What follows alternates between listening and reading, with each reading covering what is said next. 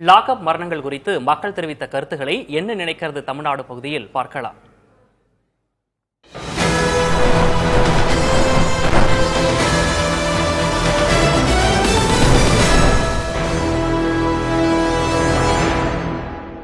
இவர்களே தண்டனை வழங்கும் விதமாக குற்றவாளிகளை துன்புறுத்துவதும் அதனால் மரணங்கள் நிகழ்வதும் தடுக்கப்பட வேண்டும். வந்தா என்ன ஏதுன்னு கூட விசாரிக்காம அவங்களை தானா ஒரு தண்டனை கொடுத்தது இவங்களுக்கு எந்த அதிகாரம் இல்லை.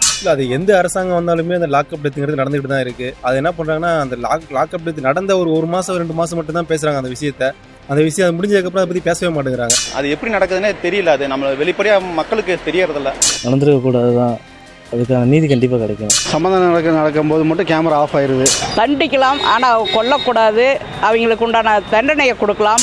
பப்ளிக்காக சொன்னால் விசாரணை முறையாக நடத்தணும். யாராக இருந்தாலும் எப்படிப்பட்ட கைதியாக இருந்தாலும் அவனை எப்படி நடத்தணுமோ அப்படி முறையாக நடத்தணும். சில காவல் நிலையத்தில் ஒழுங்காக அதை கையாளுறாங்க. சில காவல் நிலையத்தில் சுத்தமாக புகார் கொடுக்குறவங்களுக்கு மதிக்கிறதே கிடையாது. காவல்துறை மக்கள் சரியான முறையில் தான் கையாளுறாங்க. புகார் கொடுத்தால் கம்ப்ளைண்ட் கொடுக்க போகிறப்ப ரொம்ப ஏதோ சின்ன பிள்ளைங்களை மிரட்டுற மாதிரி மிரட்டுறாங்க. ஒரு ஃபோனை கூட உனக்கு பார்த்துக்க தெரியல, நீ எல்லாம் எதுக்கு இருக்கு.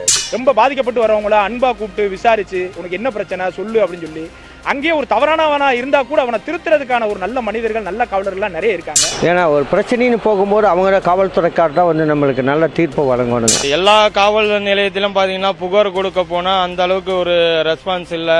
ஏதாவது ஒரு அரசியல்வாதி தொடர்பு இருக்கணும், இல்லை ஒரு அரசியல் பின்புலம் இருக்கணும். ரெஸ்பான்ஸ் இல்லை. நம்ம சொல்லும் போது ஆக்ஷன் எடுக்கிறாங்க, அதுக்கப்புறம் அதை சரியாக ஃபாலோ பண்ண மாட்டாங்க. அது அப்படியே அன்றைக்கே முடிஞ்சிருது. எல்லாரும் சப்போர்ட் பண்ணுறாங்க. ஓரளவுக்கு எடுத்தோன்னா நம்ம போய் புகார் கொடுக்கும்போது உடனே அவங்க சப்போர்ட் பண்ணி தராங்க.